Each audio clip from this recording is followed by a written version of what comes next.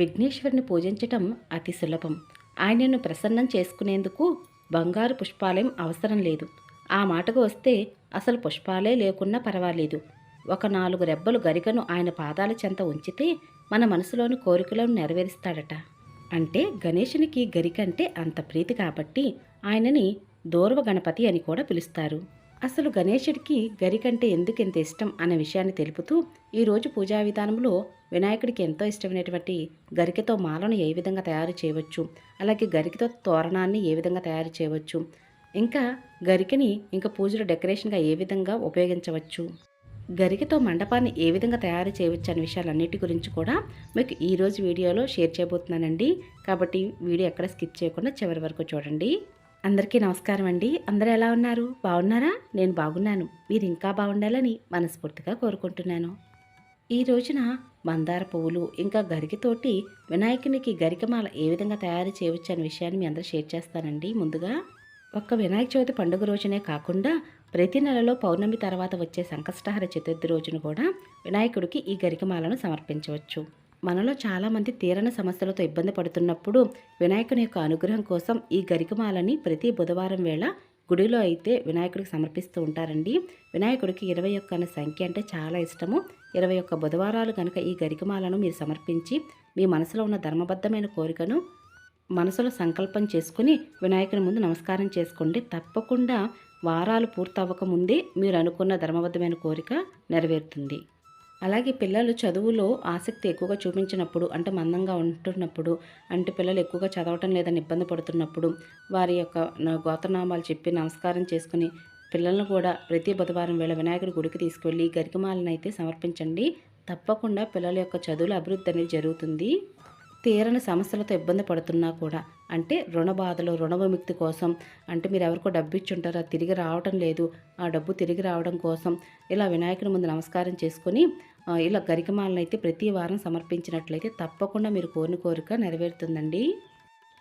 మరి ఈ గరిక అనేది మనకి గణపతి గుడి దగ్గరైనా లేదా భాద్రపద మాసంలో వినాయక చవితి రోజున వినాయకుడు సమర్పిద్దాం అనుకున్నప్పుడు ముందు రోజు గరిక అనేది మనకు మార్కెట్లో అవైలబుల్గా ఉంటుంది. కొంచెం ఎక్కువగా గరిక అనేది తెచ్చుకొని ఈ విధంగా అన్నీ కూడా సమానంగా ఉండేలాగా ఒకసారి ఎత్తు పల్లాలు లేకుండా కరెక్ట్గా ఇలా పెట్టుకొని సమానంగా కట్ చేసుకోవాలండి. ఇలా కట్ చేసుకుంటే మాల అనేది కరెక్ట్గా వస్తుంది. మాకు పువ్వుల మాల కట్టడం రాదు అనుకుని ఎవరైనా సరే పువ్వుల మాల కట్టడం రాని వారు కూడా ఈజీగా ఈ గరికి మాలను అయితే కట్టవచ్చండి. అందుకోసం ముందుగా మనకు కావాల్సింది ఊలైతే కావాలండి. ఈ ఊలను మీరు ప్యాడ్కైనా లేదంటే ఇలా ఏదైనా మీరు కుర్చీ కానీ ఇలా కోడి కట్టుకోవాలండి. ఇలా ఏమీ లేదండి, ఒక్క లైనే ఈ విధంగా లాగాలి. లాగిన తర్వాత మీకు రెండుగా వస్తుంది. చివరి భాగాన ఇలా ముడి వేసుకోండి. మీకు ఎంత సైజు మాల కావాలనే ఒక అంచనాతోటి ఇలా చివరి ముడైతే వేసుకోవాల్సి ఉంటుంది. ఇంకొక ఊలైతే పొడుగ్గా ఉన్నది ఒకటి పక్కన ముడి వేసుకోవాలండి. ఇలా మొత్తం మూడైతే వస్తాయి. కొద్దిగా గరిక, అలాగే ఒక మందార మొగ్గ. ఇది ఎందుకంటే మరుసటి రోజు పూజ కోసం ముందుగానే కట్టుకుంటున్నానండి. అందుకోసం అని చెప్పి మొగ్గలు పెట్టి నేను ఈ విధంగా గరికమాలను అయితే కడుతున్నాను. మరుసటి రోజుగా చక్కగా పువ్వులాగా విచ్చుకుంటుంది. గరికమాల కూడా చూడడానికి అందంగా ఉంటుంది. ఇంతేనండి, చాలా సులభము. వినాయకుని విగ్రహానికి కరెక్ట్గా సరిపోతుంది. చిన్న విగ్రహాలకైనా కొంచెం పెద్ద విగ్రహాలకైతే కొద్ది పెద్ద మాల అయితే కట్టుకోవాల్సి ఉంటుంది. గణేశుడికి గరికంటే ఇంత ఇష్టం కాబట్టి దూర్వ గణపతి అని అన్నారు.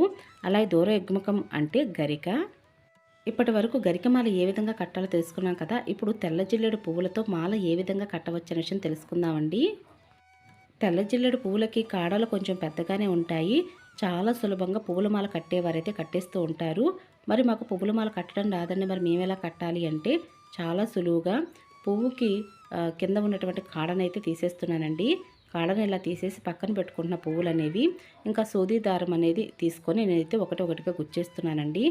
ఇలా తెల్ల జిల్లేడు పువ్వులను సూది దారాన్ని గుచ్చటం వలన పువ్వు అనేది ఒకటి వెనక ఒకటి వచ్చి చూడడానికి చాలా అందంగా కనిపిస్తుంది.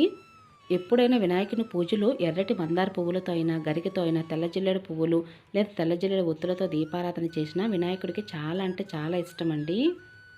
మీలో ఎవరైనా సరే తెల్ల జిల్లేడు పువ్వులతో మాలను కనుక తయారు చేద్దాం అనుకుంటే ఒక్కసారి ఇలా ట్రై చేసి చూడండి.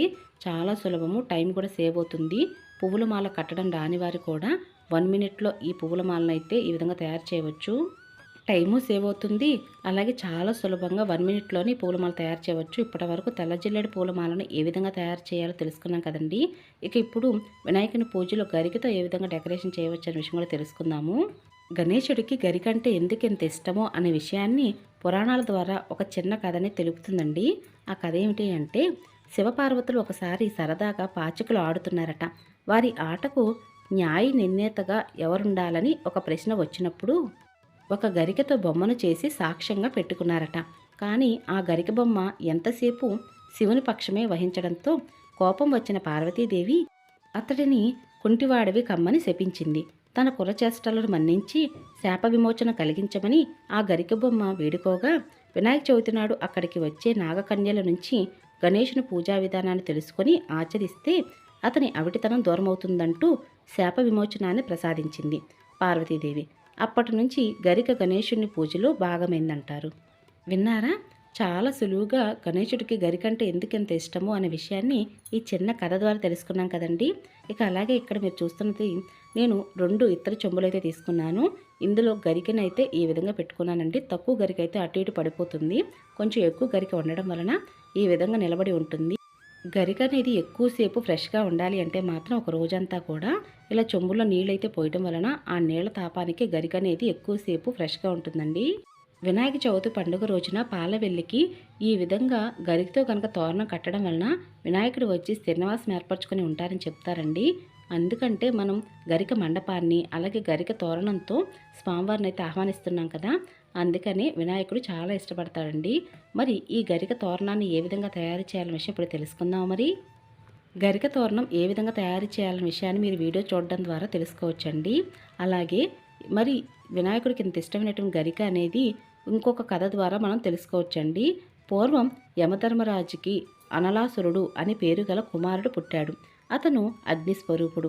తన కంటికి ఎదురుగా వచ్చిన దేన్నైనా బూడిద చేయగల సమర్థుడు. ఆ సామర్థ్యంతోనే అతనిలో రాక్షసత్వం అడ్డు అదుపు లేకుండా పోయింది. ఓసారి ఏకంగా ఆ స్వర్గలోకాన్ని బూడిద చేసేందుకు బయలుదేరాడు అనలాసురుడు. అనలాసురుని బారి నుంచి తప్పించుకునే మార్గాలన్నీ మూసుకుపోగా దేవేంద్రుడు వినాయకుని శరణ కోరాడు.